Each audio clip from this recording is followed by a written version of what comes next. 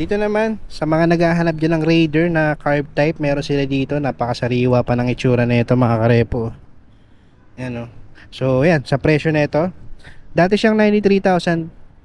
So, ngayon makukuha nyo na lang siya ng 80,770. Tapos, pag kinuha nyo siya ng installment, zero down payment yan mga karepo. Tapos, sa monthly niya for 36 months, 3,859. Alright, so yan, sa mga naghahanap dyan ng Raider 150 na carb type, ito, ang ganda pa ng condition ng headlight na ito. Ang ganda pa ng lens niya.